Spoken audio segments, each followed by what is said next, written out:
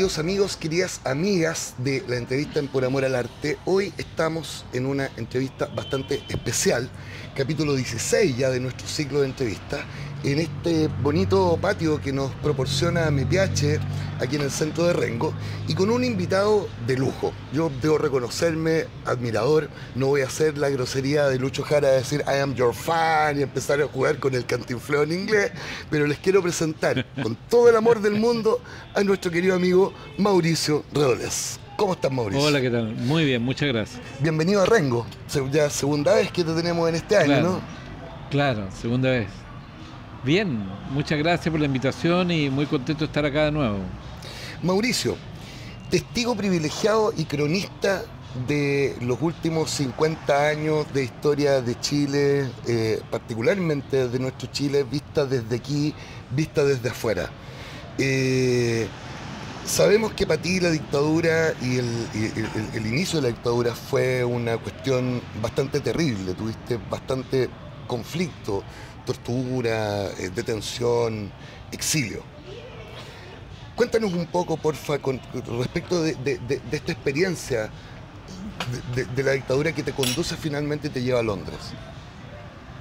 Bueno, yo soy detenido el 10 de diciembre, Día de los Derechos Humanos, del año 73, 3 meses después del golpe, 2 meses y 29 o 30 días después del golpe, en Valparaíso, cuando yo era estudiante de leyes de la sede Valparaíso de la Universidad de Chile, hoy día Universidad de Valparaíso. Soy conducido a la Academia de Guerra Naval, en donde junto a muchas personas éramos torturados. Distintos tipos de tortura, desde las golpizas hasta la aplicación de corriente y otras delicias del Servicio de Inteligencia Naval. Yo fui más que nada golpeado, muy golpeado. Terminé en el hospital, finalmente. Terminé con un ataque de apendicitis que se transformó en peritonitis en poco tiempo, estando en un campo detenido en la cordillera de la costa, en Coyihuay, un lugar que tenía como nombre Melinca, o también lo llamaban Operativo X. Y ahí estuve como un mes en ese campo de concentración hasta que los dolores de estómago eran finalmente una apendicitis y se transformó en peritonitis producto de la golpiza. Estuve un mes en el Hospital Naval, de ahí salí al cuartel Silva Palma, otro centro de tortura que estaba adosado a la Academia de Guerra Naval. De ahí fui al Lebu, al barco Lebu, estuve una semana en el barco Lebu.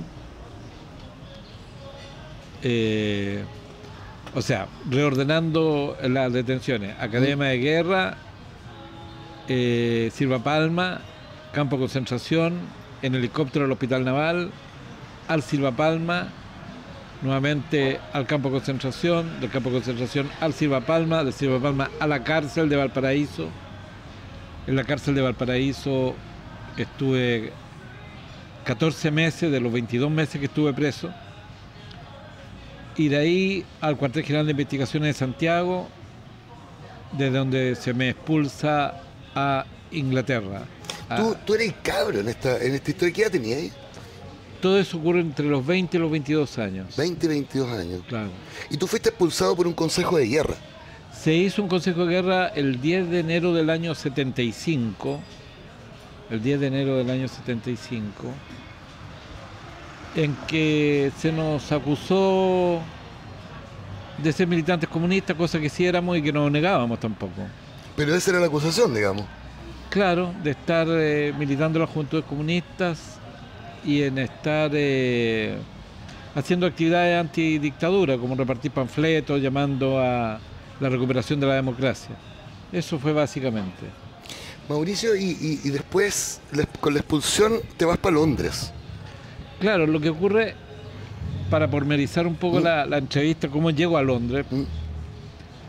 Mira, ocurrió de que a nosotros nos trasladaron de la cárcel al cuartel general de investigaciones diciéndonos que nos íbamos del país. Nosotros no sabíamos dónde nos íbamos. La familia había seguramente ido al ACNUR a decir que nos habían expulsado. Yo no tengo muy claro los recuerdos. Ahora, nosotros pensábamos que nos íbamos a la República Democrática Alemana, la RDA. ¿Por qué? Porque el Partido Comunista, del cual yo era militante, nos había dicho: compañeros, ustedes se tienen que ir a la RDA. Ahí van a aprender alemán y van a estudiar una carrera que nos ayude a reconstruir este país después del fascismo. Ah, ya, compañero, perfecto, hagámoslo. Pero nadie hizo ningún trámite. Nosotros pensamos que alguien iba a hacer ese trámite. Entonces, cuando nos trasladan, nosotros, confiando ciegamente en el Partido Comunista de Chile, decían: ¿y ustedes para dónde se van? A la República Democrática Alemana. Ah, qué bien, los felicito. ¿Saben hablar alemán? No, lo van a aprender. No me cabe duda que lo vamos a aprender. Y así llegamos a investigaciones. Y la Policía Internacional, cuando nos recibe, con orden de expulsión, nos dice: pero aquí ustedes no tienen visa en ningún país. ¿A dónde se van? A la República Democrática Alemana. Entonces ellos llaman a el Alto Comisionado de las Naciones Unidas para los Refugiados, quien envía un suizo al cuartel general de investigaciones, un tipo joven, 35 años, hablaba perfecto español, y nos dice: para nosotros es una sorpresa que ustedes estén acá, porque ¿cómo llegaron acá? Porque nos vamos a la República Democrática Alemana. ¿Pero qué les dijo eso? Nuestro partido, el Partido Comunista de Chile. No, lo lamento, mira. Alemania, la República Democrática Alemana, no tiene relaciones diplomáticas con el gobierno de Pinochet. Por lo tanto, no hay ninguna posibilidad de que alguien haya ido a hacer un trámite para obtenerle una visa. En segundo lugar, Rumania es el país que quedó como país a cargo de todas las relaciones de los países del bloque socialista de la muralla de hierro, y es la que lleva los asuntos o negocios de Hungría, Bulgaria, Unión Soviética, Checoslovaquia, República Democrática Alemana. China no, porque China mantuvo siempre relaciones con Pinochet. Mira. China no rompió relaciones con Pinochet. No eran partidarios del gobierno de Allende ellos, en el fondo. Hay una entrevista muy interesante que se le hace a un periodista,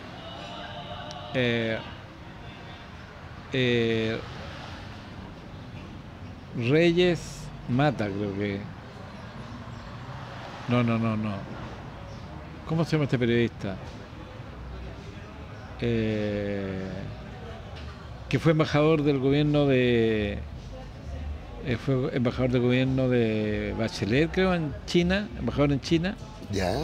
Bueno, a él le toca en una oportunidad acompañar Fernando Reyes Mata, creo. Ya. Le toca acompañar a Clodomiro Almeida a una reunión con los chinos. Ya. En tiempo de Allende, para pedirle un crédito para Chile. Y los chinos lo trataron muy mal a la delegación de Clodomiro con Reyes. Esto él lo relata en una crónica o en una entrevista. Le dijeron: pero ustedes le hicieron caso a los rusos, ustedes llegaron con Allende gracias a toda esta estrategia de la coexistencia pacífica de los rusos, vayan a pedirle ayuda a los rusos. Entonces, sí, le hemos pedido ayuda a los compañeros soviéticos, ya ahí, y nos dan crédito, ya, ¿y con qué tasa de interés? A tal tasa de interés, pero es la misma tasa de interés que Estados Unidos le da, no le están haciendo ni un favor. Es que este experimento socialista democrático era bien raro para los países que estaban en procesos revolucionarios, ¿no? ¿Cómo lo sentías tú viviéndolo, este proceso que buscaba democráticamente no solamente instalar el marxismo y instalar el socialismo desde una perspectiva más doctrinaria, sino que también todas las variantes que tuvo en términos de la democracia cultural, del surgimiento de la editorial Quimantú, del desarrollo de la lectura a nivel del obrero y del trabajador. Mira, tu primera afirmación, porque tú hiciste como 3 afirmaciones, tu primera afirmación es la que yo creo que puede ayudar a responder las otras. Y es que es además una afirmación, la tuya, que nos lleva al quid del asunto de los 50 años y el debate que se arma. ¿En qué sentido? En el sentido de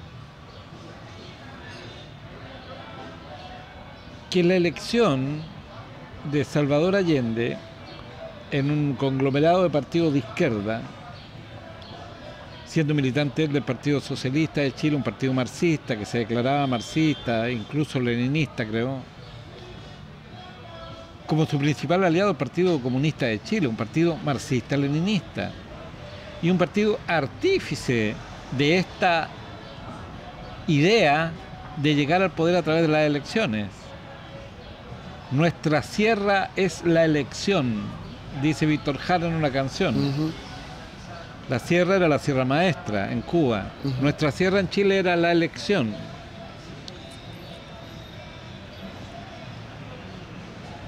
Y ahí se plantea un problema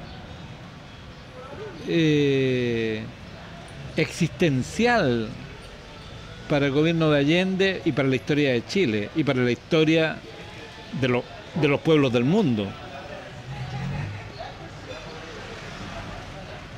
¿Cuál es la siguiente?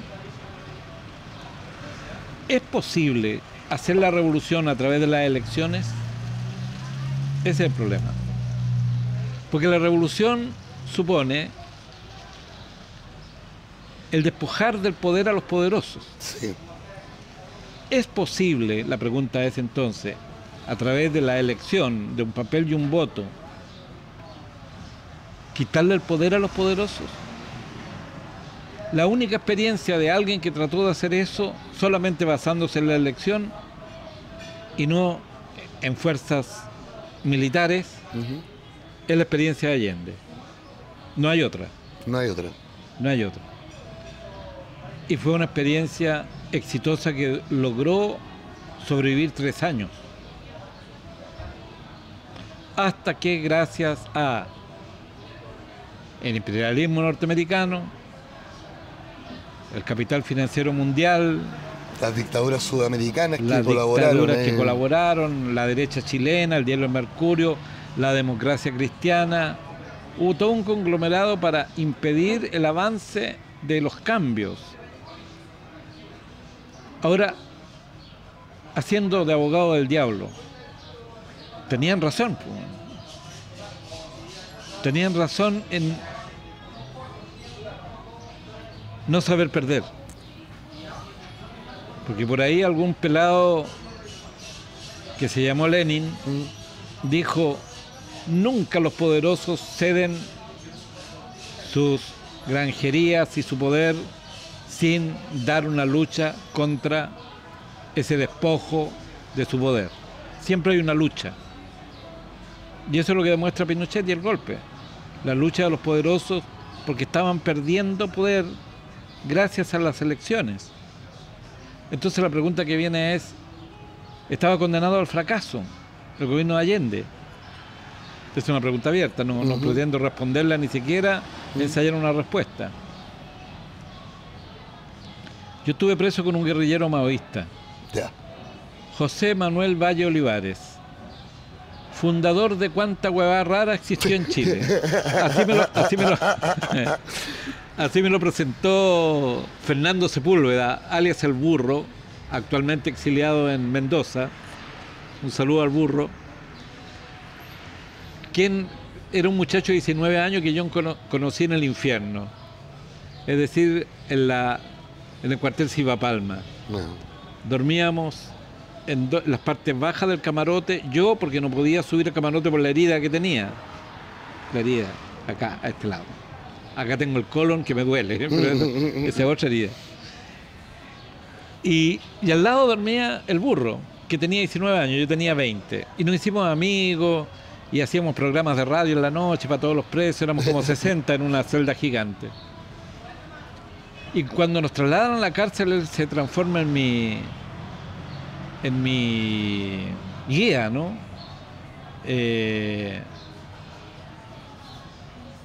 Yo llegué como un pollo a la cárcel y el burro ya había estado en la cárcel, siendo muy joven, a los 18 años había estado en la cárcel. De ahí lo habían llevado al Cerro Horno y de ahí lo trasladaron a la cárcel de nuevo. Y yo decía, burro, ¿y por dónde no hay que caminar? No te vayas a meter a la Galería 2 porque ahí te pueden culear. Ya, ok. Y un día veo a un tipo de tez morena, con el pelo muy negro, siendo ya una persona de 40 y tantos años, con una nariz aguileña, sin dientes, muy abrigado, haciéndole gestos obscenos. Hoy no van a creer el carabinero que se lo estoy haciendo a ellos. Van pasando los carabineros, ¿eh? Le digo a las cámaras que están para acá. Haciendo el gesto obsceno a un compañero de apellido Hernández Gentina, alias el Gentinita. Y yo, ¿por qué estaba enojado con Gentina? Nunca supe, pero sí me llamó la atención este tipo desaforado que le hacían. Y yo le digo al burro, burro, ¿y quién es él? Me dice, Pepe Valle, huevón de cuánta huevada rara haya existido en Chile. Eventualmente pedí que me lo presentara, nos hicimos muy amigos, lo invité a vivir en mi celda, nos hicimos más amigos en la celda, tenía millones de historias y había fundado la Acción Revolucionaria Marxista Antiimperialista, ARMA. Okay. Y así, una serie de grupos. Y todos con acrónimo bonito, digamos. ARMA, Acción Revolucionaria Marxista Antiimperialista. Pepe Valle había tratado de convencer a Miguel Enríquez de formar una guerrilla en el norte chico, basándose en la experiencia de la guerrilla en el Sahara. Le enseñó a comer culebra y sapo a los campesinos de Peñablanca. Bueno, tenía millones de historias Pepe Valle, y en las conversaciones políticas que teníamos, porque ideológicamente éramos opuestos, él era maoísta y yo era prosoviético, yo era comunista. Él siempre decía, ¿a quién trataban de engañar? Y esa es una pregunta, ¿a quién tratábamos de engañar? Porque la derecha sabía de que nosotros queríamos el poder, pero a través de las elecciones, sin un aparato armado, sin una división de las Fuerzas Armadas. Entonces, el problema era de que eso estaba planteado a futuro. No se lo planteaba Allende en 6 años, quitarle todo el poder a la derecha. Se pretendía democratizar el país. Se pretendía lograr otra distribución del ingreso, nacionalizar el cobre, profundizar la reforma agraria, tener una revolución en la educación, en la salud, en la cultura. Y fueron pasos que se fueron dando.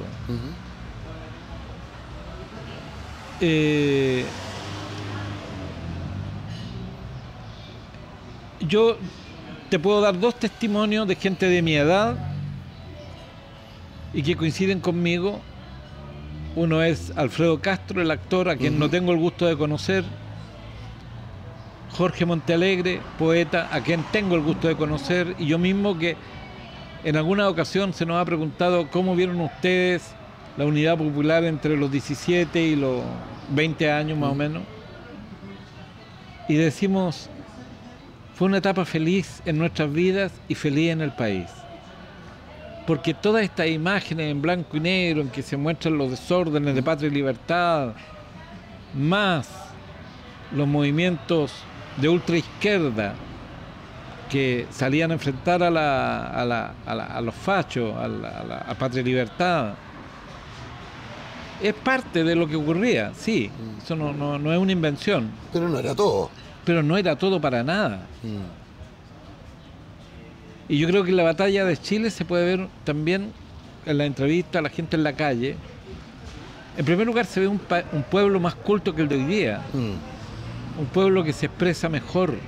La gente en la calle, el trabajador, el obrero, el chofer de micro, la dueña de casa que va a comprar y la paran en la calle y la entrevistan. Y la señora se expresa con una fluidez que hoy día no existe en Chile. No tenemos, no tengo yo.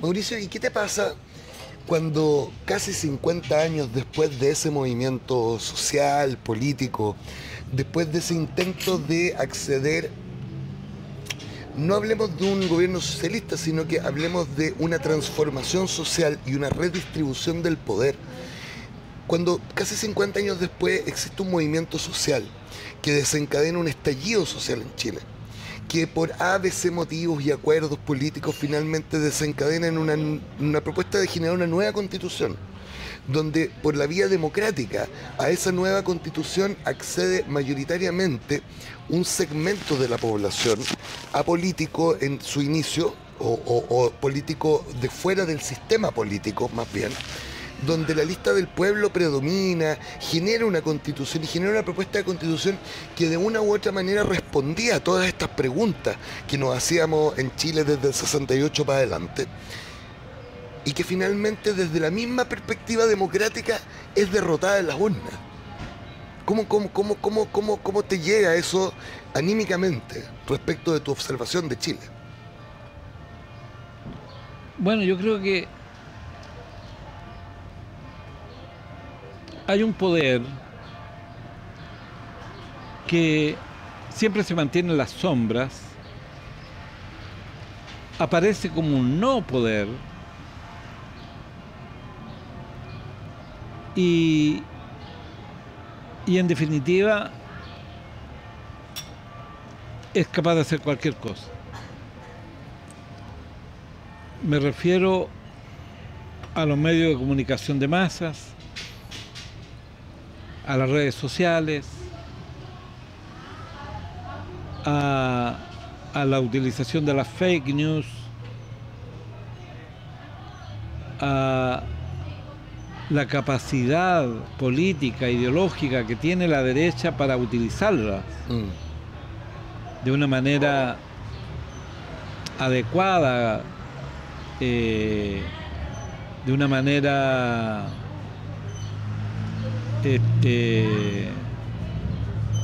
eficaz.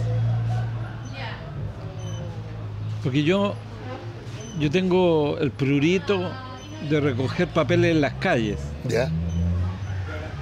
Y papeles y otros materiales con inscripciones encontrados en las calles. Tengo una colección. Y cuando yo estuve recogiendo panfletos en las calles, los panfletos de la gente que quería votar, que era llamada a votar a prueba, eran consignas, en estos panfletos eran consignas muy bien intencionadas, muy generales, demasiado generales y lejanas al sentido común de la gente. Nacionalicemos, ¿qué cosa? El litio. ¿Qué es esa weá? Queremos un Estado plurinacional. Queremos un Estado plurinacional. ¿Ya? No al saqueo del agua. Oye, pero si yo abro la llave en mi casa y hay agua, nadie me ha saqueado el agua. No, nos daban con la gente, nos daban con la gente. ¿Y la derecha qué decía? No más asaltos. Ah, sí, a mí me asaltaron a mi tía. No, yo voto por esto. Yo voto por esto. Entonces, la astucia de la derecha, las fake news, toda la cantidad de fake news que hubo, Y la fake news, que tiene este nombre en inglés y que es reciente en nuestro vocabulario, han existido siempre. O sea, la Segunda y el Mercurio nos dieron una clase magistral durante la dictadura. E incluso antes, había, en tiempo de la Unidad Popular, una foto que fue publicada en el Mercurio, tengo entendido, por primera vez, y después se reprodujo en otros diarios, de un joven con un casco de obrero de la construcción, que era los cascos que usaba la gente de izquierda, ¿no? Los obreros, los cordones industriales, todos salían con cascos como de minero, ¿no? A desfilar. Con un linchaco, creo, o con una luma, estaba pegándole a un paco que se cayó al suelo. ¿Ya? Perdón, a un carabinero. A un carabinero. Y esto circuló profusamente. No queremos esto, detengamos al gobierno de Allende. No queremos esto, detengamos al gobierno de Allende. Y el joven, alguien encontró el original de la foto, y el joven, ¿qué tenía en el casco? El signo de la falange demócrata cristiana. Era un demócrata cristiano pegándole a un carabinero. Ya, ok. Y se lo habían borrado en la foto. Lo habían borrado, lo intervinieron. Lo intervinieron, lo borraron, y quedaba como un mirista, un comunista o lo que fuera, golpeando a un paco. Las fake news han existido siempre. Bueno, la utilización de las fake news y el saber dar con las necesidades de la gente. Yo digo una cosa, so pena de aparecer como alguien incorrecto, pero siendo muy respetuoso de la diversidad sexual, del sentimiento de lesbianas, homosexuales, gays, transgéneros, porque se les reconozca a tener el derecho a elegir su sexualidad, estando muy consciente de eso, no estoy contra eso. Pero aparece hoy día como una de las principales reivindicaciones del país. Y yo creo que es una reivindicación importante, insisto. Pero hay una reivindicación que está por sobre todas esas reivindicaciones. Y es la reivindicación de los trabajadores. Y que afecta a homosexuales, gays, lesbianas, mujeres, hombres, mapuches, no mapuches, aymaras, no aymaras.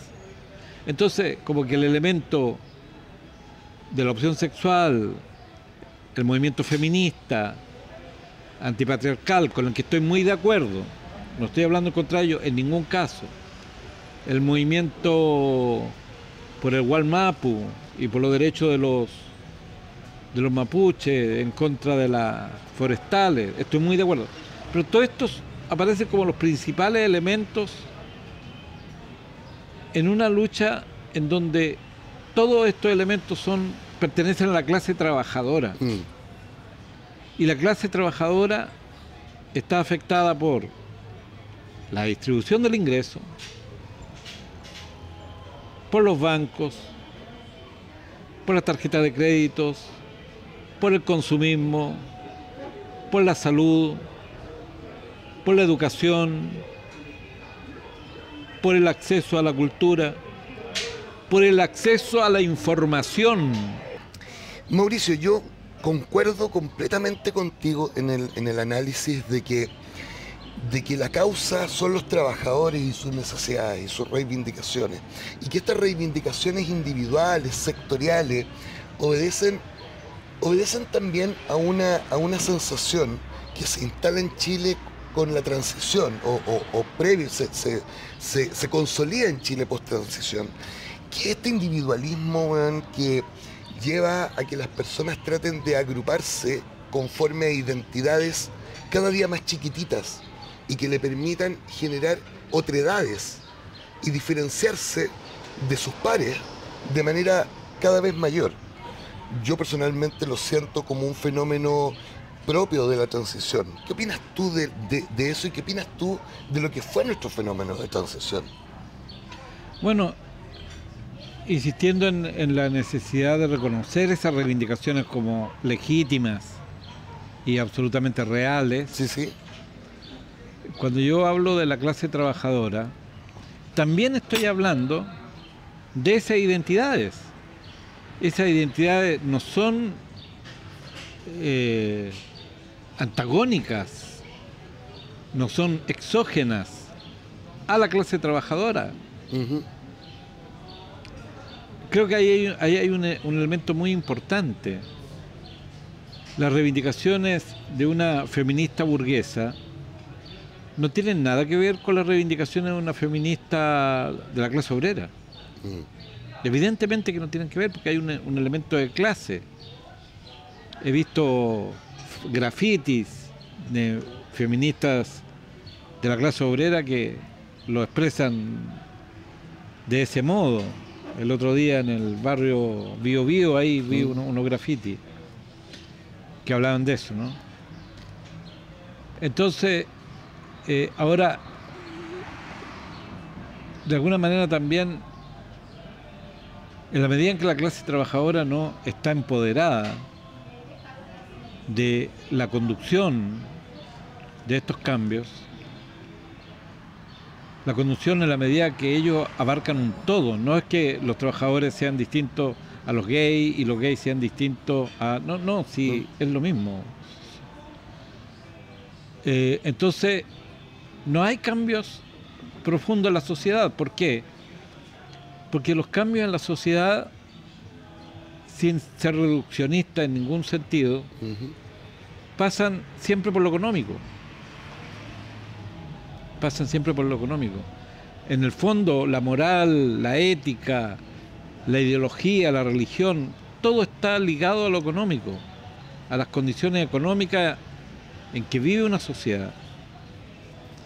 Entonces, muy importante, creo yo, que se recupere ese rol de la clase trabajadora, que además nos lleva a otro problema, y es de que puedan los trabajadores, de una forma u otra,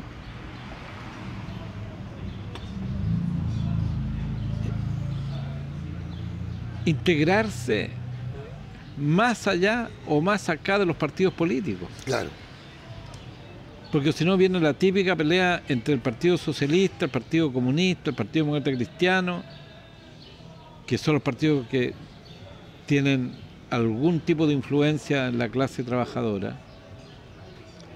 Pero también hay gente de derecha que es de la clase trabajadora, de la UDI, de Renovación Nacional, qué sé yo, incluso republicanos pueden haber. Estas derechas populares. Claro. Entonces, que la derecha, o sea, que la clase trabajadora logre una independencia también de los partidos. O sea, está bien, los partidos ahí, pero que la clase trabajadora pueda de una forma u otra dirimir en forma independiente de estos tutores por sus intereses en centrales sindicales fuertes orgánicamente. Es una tarea titánica, obviamente, porque están los partidos metidos siempre ahí, de una manera u otra, dirimiendo quién va a ser el próximo presidente, y ese presidente va a seguir. Uno de los casos más tristes fue el caso de este dirigente Gajardo, del Partido Comunista, ¿Ya? en los trabajadores, en el colegio de profesores, en que no daba pie con lo que estaban pidiendo los profesores, por seguir los dictados del gobierno de la Bachelet, porque el Partido Comunista estaba en el gobierno de la Bachelet. Mucha obediencia partidaria, digamos. Pero claro. Y yo creo, siendo un gran admirador de mucho de la historia del Partido Comunista, yo creo que el Partido Comunista ha jugado un papel anticlase trabajadora en los últimos años. O sea, el ministro Cataldo, ministro de Educación, contra los trabajadores de la educación. Si eso es, en el fondo fue eso. Es eso lo que está pasando ahora. Lo lamento.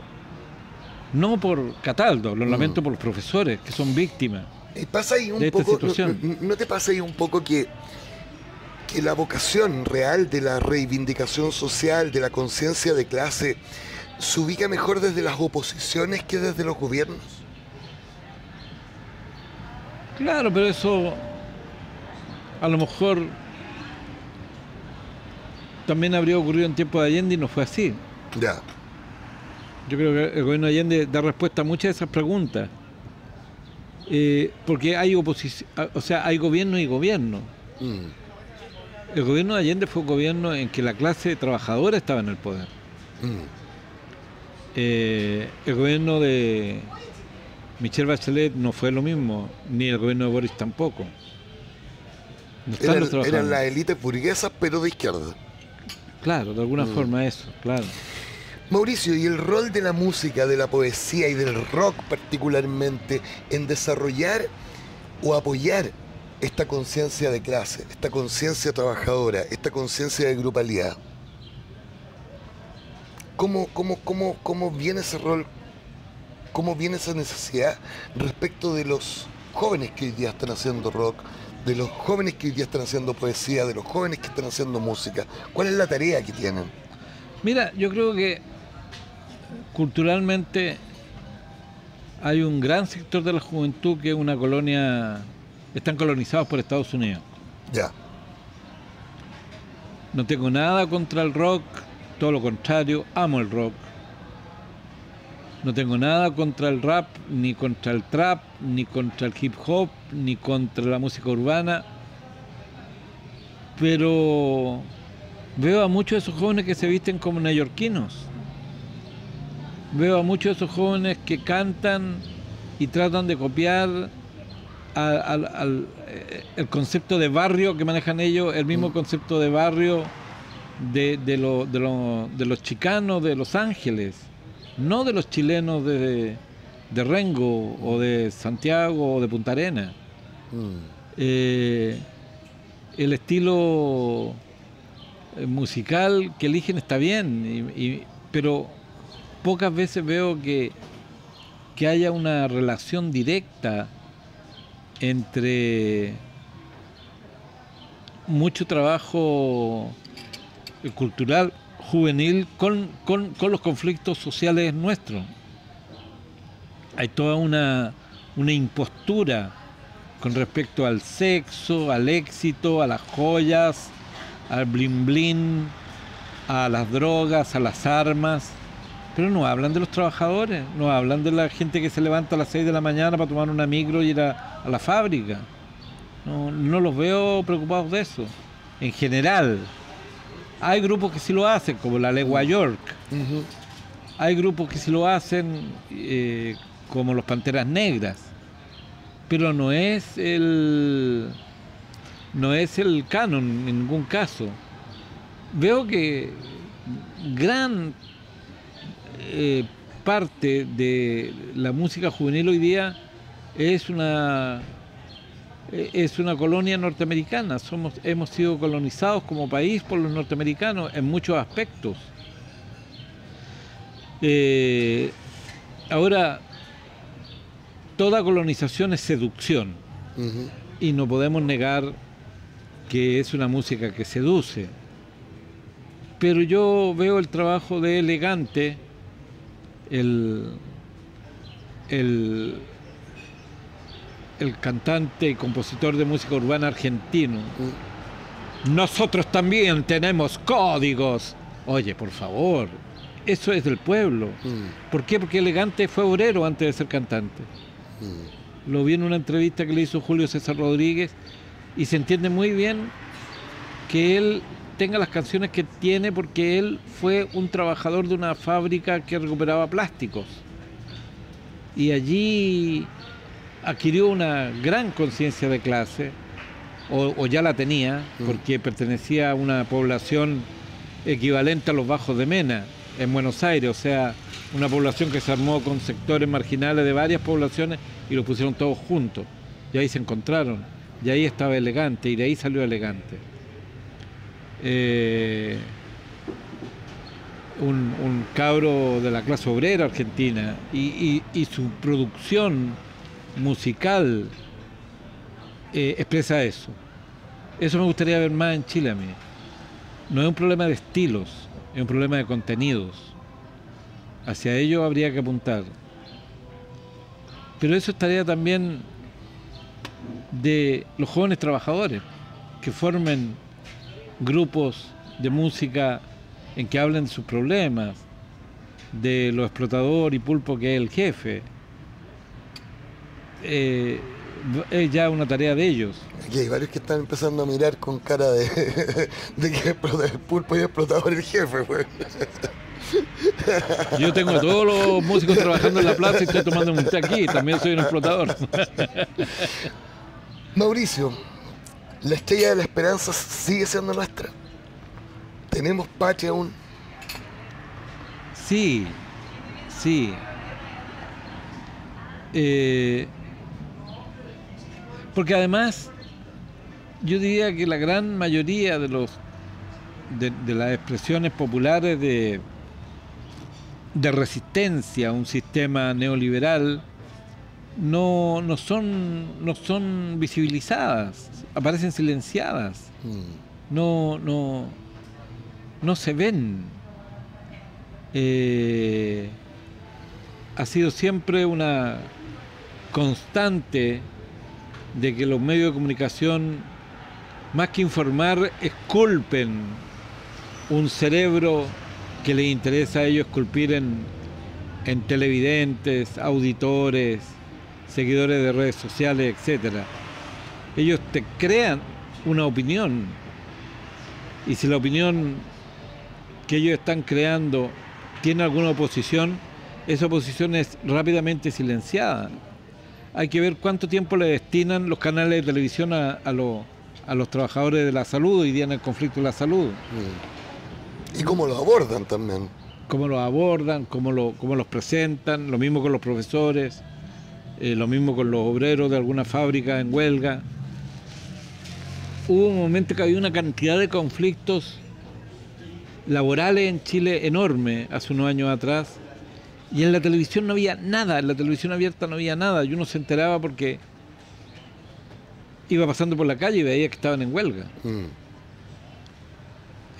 Ocurrió muchas veces que iba pasando yo por afuera de una fábrica, y estaban los trabajadores pidiendo moneda, y ellos jamás aparecen en el canal 3, en el canal 9, en el 7 o en el canal que sea, hablando de sus problemas, siendo entrevistados.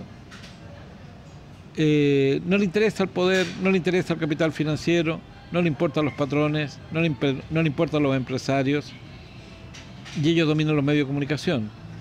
Entonces, sí, hay una estrella de la esperanza que sigue siendo nuestra, pero está silenciada, está enterrada, soterrada, no brilla con la luz que debiera brillar, porque no le interesa a los dueños del país. Y en tu opinión, Mauricio, para poder levantar esa estrella, para poder develar todo este movimiento, hoy día, en el Chile de hoy, en el Chile de 2023, en este Chile de los 50 años, ¿cómo es que hacemos la revolución? ¿Es la revolución el camino? No, de todas maneras la revolución es el camino. Ahora, ¿qué es la revolución? Tal vez habría que preguntarse. Y la revolución es el cambio de estructuras sociales, políticas, de injusticia. Siempre frente a la revolución hay una contrarrevolución. Frente a la revolución de la nueva Constitución que fue rechazada, hubo una contrarrevolución. ¿Cuál es la contrarrevolución? La del Partido Republicano, que quiere hacer una constitución más regresiva que la de Pinochet. Una constitución moralista. Una constitución que va, pero vuelta atrás, vuelta atrás, vuelta atrás. Ahora, la derecha chilena es una derecha sanguinaria, por excelencia. Es la derecha de las grandes matanzas de obreros de fines del siglo XIX, la matanza de etnias completas en la Patagonia, la derecha de los Brown, de los Menéndez en Punta Arenas, la derecha que apoya a Mr. North en las salitreras, en el conflicto del salitre, la derecha que está atrás de la matanza Santa María de Iquique, la derecha que está hoy día en la macro zona sur, en el Gualmapu, con la Armada metida ahí, la Armada de Chile metida ahí como un aparato de inteligencia, como un aparato de represión que va más allá que el ejército, que Carabineros y que la PDI. Y esa derecha tiene gente un poco más inteligente que ve que por ahí no van a sobrevivir. Por el exceso de fascismo no van a sobrevivir. Entonces que dicen, oye, paren un poco el escándalo, a ver, vámonos más despacito, cabros, porque si no las vamos a perder todas, va a quedar la escoba. Y esa derecha es una apuesta más democrática y esperanzadora que la otra, obviamente. Ahora, pero sigue siendo la derecha. Ahora, lamentablemente, no hay un camino claro de cambios en Chile, porque los políticos, las clases, porque los partidos políticos de izquierda desaparecieron. El solo hecho de que haya un grupo de partidos políticos que se llame la derecha, ¿cómo se llama? La izquierda democrática, es ya una autodenuncia de que no son de izquierda. Porque si dicen yo soy la izquierda democrática, entonces hay una izquierda no democrática. Claro. ¿Y cuál es la izquierda no democrática? El Partido Comunista. Oye, pero si el Partido Comunista es el partido más democrático de Chile. En términos de respetar la democracia burguesa, el Partido Comunista ha sido mucho más democrático que el Partido Socialista. ¿O no? Pelado Elizalde. El Partido Comunista ha sido mucho más democrático, no estaba muerto nunca en un golpe de Estado. Y el Partido Socialista sí. Veamos la historia de Chile del siglo XX. El Partido Socialista de Chile no apoyó a Salvador Allende en su primera intentona presidencial en el año 52, lo apoyó el Partido Comunista de Chile. Oye, entonces, y el Partido Comunista, ¿qué ha hecho? Nada mejor que creerse Partido Socialista y empezar a disfrazarse de la izquierda democrática. Como que fuera la gran cosa. Como si fuera la gran cosa. Parece que la vieron, parece que el compañero X la vio, y dijo, no, voy a institucionalizar el partido, ya, portémonos bien, cabros. Yo me echo la culpa de todo. Yo fui el jefe del atentado, ya, portémonos bien. Compañeros, ese no es el camino, creo yo. Mauricio, cobra nueva relevancia entonces el llamado que hacía Clotario, el 52, a la unidad de la clase trabajadora al margen de las banderas de los partidos. Bueno, en primer lugar son épocas distintas. Ya. Yo creo que yo no soy muy Clotario blestista. Ya. Pero obviamente que algo de razón había en él, o bastante de razón había en él, pero no era el camino en ese momento. Hoy día, cuando ya no quedan partidos de izquierda que estén dispuestos a apostar en contra de el neoliberalismo, pero a concho, o sea, no compartiendo gobiernos que están dispuestos a seguir postulando una acción dentro de los márgenes del neoliberalismo, la verdad es que va quedando la clase trabajadora, las mujeres, los estudiantes, los mapuches, sin representación política. Sin representación política. Está cada vez más lejano eso. ¿Qué hacer? ¿Qué, hermano con hermano? Preguntaba. ¿Es justo lo pedido y es tan poco? ¿Tendremos que perder las esperanzas? No. Las esperanzas no se pierden. Redolés, diputado. Mauricio, te queremos dar las gracias, es una entrevista maravillosa. Es un deleite estar con un artista de este fuste, con un músico, con un creador, con un poeta, y no hablar de poesía, de música ni de rock. Para hablar de poesía está mi taller de poesía en octubre. Eso es en mauricioredolesproducciones@gmail.com. Por favor, ahí me hacen un... Mira, aquí tenemos un mago del GC. Está poniendo, en este minuto está ahí poniendo toda la información. mauricioredolesproducciones@gmail.com. Ahí pregunten por los talleres. Voy a empezar un taller de poesía ahora, en octubre, y lo retomaré después en noviembre, diciembre, enero, febrero, etcétera. Así que a inscribirse, compañeras, compañeros, y lo voy a hacer también por vía Zoom. Mira. Lo vamos a hacer a distancia. Experiencia que hice durante la pandemia y que fue muy exitosa. Hubo integrantes de Alemania, hubo integrantes de Canadá, de Australia, de Inglaterra, de Francia, de Suecia y de Rengo también, ¿por qué no? Rancagua, etcétera. Así que Mauricio Rodolés Producciones @gmail.com, talleres de poesía. Mauricio, muchísimas gracias. Ahora nos vamos a preparar para este concierto maravilloso que nos va a brindar en la plaza.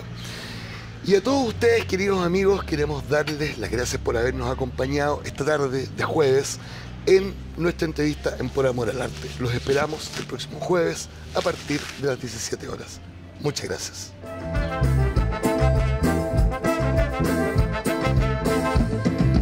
Rico que yo la encuentro rica.